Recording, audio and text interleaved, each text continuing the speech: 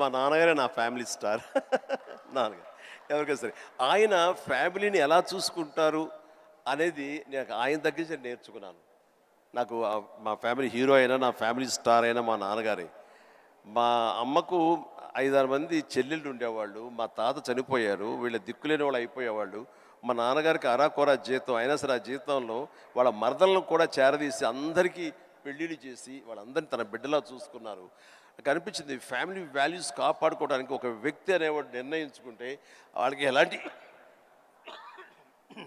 ఢోకా లేదు. అందుకనే నేను కూడా ఫ్యామిలీస్కి ఎంత విలువిస్తాను అనేది నేను సురేఖ కలిపి ఫ్యామిలీ ఎంత ఎదిగినా ఎవరి ఫీల్డ్లో వాళ్ళ ఎంత హైట్స్కి వెళ్ళినా ఒక్కొక్క అకేషన్లో మనందరం కలిసిగా మనం ఉండాలి. ఆ 3-4 డేస్ మనం కలిసి ఉండటం మూలంగా మళ్ళీ ఉండే ఇన్హిబిషన్స్ భేషజాలు చిన్న అరాకొర ఉండేటువంటి మిస్అండర్స్టాండింగ్స్ ఇవన్నీ కూడా సమసిపోయి మనం ఎంతో మళ్ళీ మన బాండింగ్ చాలా స్ట్రాంగ్గా ఉంటుంది. సో ఇదే విధంగా మనం వెళ్ళొచ్చు అంటాం. మొన్న ఈ మధ్య సంక్రాంతికి అలాగే కలిసాము. దానికి ఎన్ని నెలలు ఎఫర్ట్స్ ఉన్నాయో తర్వాత పక్కన పెట్టి ఎందుకంటే అందరూ సెలబ్రిటీసే కాబట్టి. బట్ దాని రిజల్ట్ ఏంటి, అమెరికా మేము వెళ్ళినప్పుడు ఏమంటే ఆ ఫోటో చూస్తుంటే ఇంత బిజీ పీపుల్ ఇలా కలిసి సంక్రాంతి బాగా స్పెండ్ చేస్తున్నారే, మనం ఇలాగే ఉంటాము, మనం కూడా అనుకుని కలవచ్చు కదా, ఎందుకు కలవు అనేది ఆ ఫోటో మాకు ఎంత ఇన్ఫ్లుయెన్స్ చేస్తుంది. ఆ పిక్చరు ఇది మీరు ఎంత గ్రేట్ మెసేజ్ ఇచ్చారు మీరు అనేది అంటుంటే ఓ థ్యాంక్ యూ అనుకున్నాను. మీరందరూ కలిసి సెలబ్రేట్ చేస్తుంటే మేమంతా చాలా ఎంజాయ్ చేస్తాం. మీరు దోశలు చేస్తుంటారు అందరి కోసం. మీకు ఎలాంటి సినిమాలు చూడడానికి ఇష్టపడతారు Chiru sir? What films do you enjoy watching?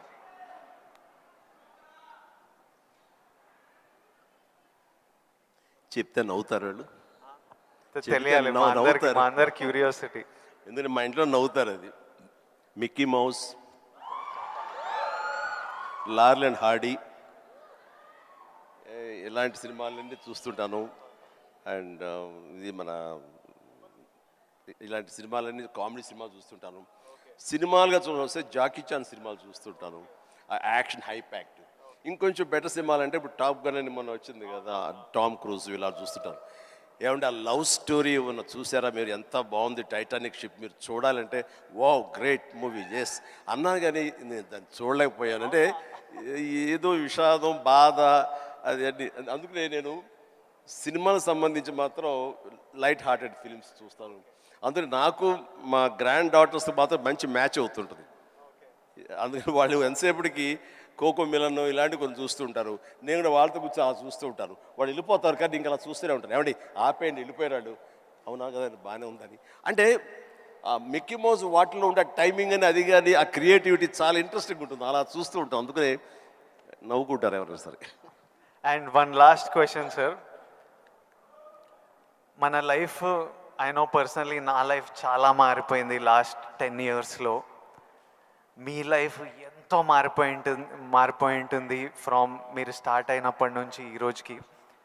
కానీ నాకు ఇంకా నా హెడ్లో ఇంకా ఆ పిల్లోడిని, ఎందుకంటే నేను 25 years వరకు ఒక లైఫ్ చూశాను, ఇప్పుడు 34.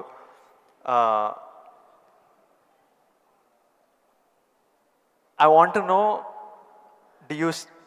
ఇంకొన్ని అలవాట్లు అలా ఉండిపోతాయి. ఫర్ ఎగ్జాంపుల్ కొన్ని మిడిల్ క్లాస్ అలవాట్లు, అలానే మీరు ఎంత లగ్జరీ ఎంత డబ్బు చూస్తున్నా కొన్ని హ్యాబిట్స్ అలా ఉండిపోతాయి. ఫర్ ఎగ్జాంపుల్ నేను ఇప్పటిదాకా నా షాంపూ బాటిల్ అయిపోతే ఇంకా దాంట్లో నీళ్లు నింపి ఇట్లా షేక్ చేసి పోసుకొని అప్పుడే బాటిల్ పడేస్తాను, లేకపోతే నా వల్ల కాదు పడేయడం.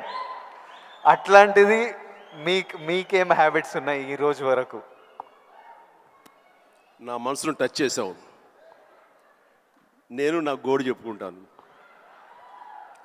లైట్లన్నీ ఆన్ చేసి వెళ్ళిపోతానండి, నేను మళ్ళీ వెళ్ళి అన్నీ ఆఫ్ చేసుకుంటూ వెళ్తానండి. టెల్ మీ ఒక 5 చెప్పండి ఇలాంటివి. అలాగా తర్వాత హీటర్ ఆన్ చేస్తారు, గీజరు అంత స్నానం అయిపోతే వెళ్ళిపోతారు. నేను ఎత్తుక్కుని గీజరు ఆన్ చేస్తాను. ఇప్పుడు టెన్షన్ ఎక్కువైపోయి ఏం చేస్తారంటే నా మొబైల్లోనే మా ఇంట్లో ఉండే ఆల్ లైట్స్ ఏసీస్ ఇవన్నీ. మీరు నమ్మరు, ఇవాళ చరణ్ అనేది బ్యాంకాక్ వెళ్ళిపోయాడు. వెళ్ళిన తర్వాత ఆవిడ ఫ్లోరు క్లోజ్ చేశారు. ఏమన్నా లైట్లు ఆన్ చేసి వెళ్ళిపోయారు ఏంటో చెప్పేసి మొబైల్ యాప్ ఓపెన్ చేసి అరే చాలా 5-6 లైట్లు ఆన్ చేస్తున్నాయి, ఎవరి కోసం ఇవి చూసుకోరు వెధవలు అని చెప్పేసి మొత్తం అంతా కలిపి అన్నీ ఆఫ్ చేసుకుంటూ వచ్చాను. దీన్ని మిడిల్ క్లాస్ మెంటాలిటీ అంటారు. ఇది అవసరం. ఈ రోజున వాటర్ కూడా ఎక్కువ. Yes, thank you. ఈ రోజున నువ్వు అంటున్నావు నువ్వు షాంపూ చెప్పావు కదా, నేనేం చేస్తాను చెప్పనా? అయిపోయిన సోపులన్నీ కలిపి గట్టిగా కంప్రెస్ చేసి,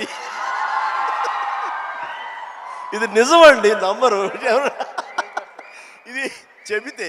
సో ఇలా నీళ్లు పోసుకునే కుదించి ఆఖరిగా షాంపూ అది నేను వాడతాను. అందుకనే ఆయన చెప్పగానే ముందు నాకు చాలా రిలేట్ అయ్యాను నేను.